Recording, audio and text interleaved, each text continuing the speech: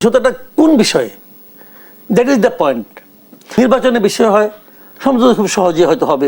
জুলাই সনদের ব্যাপারে সমঝোতা খুব সহজে হবে বলে আমি মনে করি না।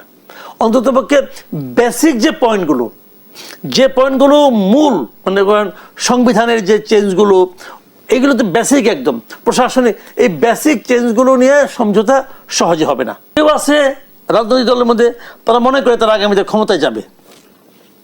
যারা মনে করে ক্ষমতায় যাবে, তো তারা যদি এই সমঝোতাগুলো মেনে নেয়, এই সিদ্ধান্তগুলো মেনে নেয়, তাহলে ক্ষমতায় যাওয়ার পরেই কিন্তু তারা এই সিদ্ধান্তগুলো মানতে বাধ্য হবে।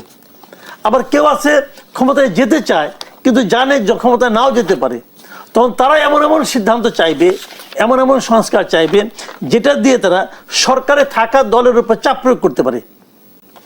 তাহলে দুজনের চাওয়াই তো ভিন্ন, দুজনের স্বার্থই তো ভিন্ন। গণভোট জিনিসটা কি? দুইটা থাকবে, হা অথবা না। ঠিক আছে, এখন গণভোটের মধ্যে কয়টা ইস্যুতে দিবেন? ওই ইস্যু হলো 84টা। ধরেন এর মধ্যে 84টার মধ্যে ধরেন আপনার ধরলাম 60-70, ধরলাম 80টাই মিলে গেল।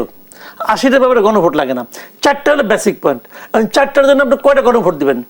এখন আমি হয়তো 70 অনুচ্ছেদ চাই, কিন্তু সংবিধানের মূল নীতি চাই না। তাহলে হা বললে তোমার 4টাই হা হয়ে গেল, না বললে তোমার 4টাই না হয়ে গেল। যে কোনো একটা হিসেবে আপনি গণভোট দিবেন। তাহলে গিয়া যারা সংস্কার করতেছেন তাদের পলিটিক্যাল পার্টির উপর কোনো আস্থা নাই। বিএনপি বলতেছে যে যদি আমি ক্ষমতায় যাই, যারা ক্ষমতায়, তো আমি না মনে করেন যারা ক্ষমতায় যাবে, ক্ষমতা আসেন যে সরকার, যে রাজনৈতিক যে সরকার আসবে, সেই সরকার এগুলি বাস্তবায়ন করবে। এই কথাটার উপর অন্যান্য দলগুলো আস্থা রাখতে পারছে না, এমন সরকারও আস্থা রাখতে পারছে না। সরকার বলছে তুমি এগুলো আগে করো, আগে তুমি রাজি হও, তারপরে সংসারে ঢুকো। বিএনপির বক্তব্যটা কিন্তু একদিকে ঠিক আছে, তাদের বক্তব্য হলো যে আমি যা বলবো, আমরা তার মানে আমার সংসদে এটা পাশ করাবো। তারা হলো জনগণের প্রতিনিধি।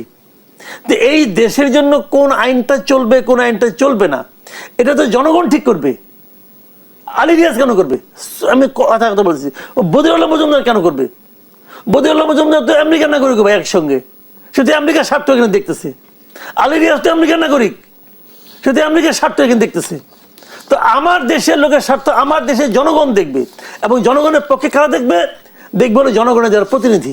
হু আর ইউ? তুমি কে ভাই?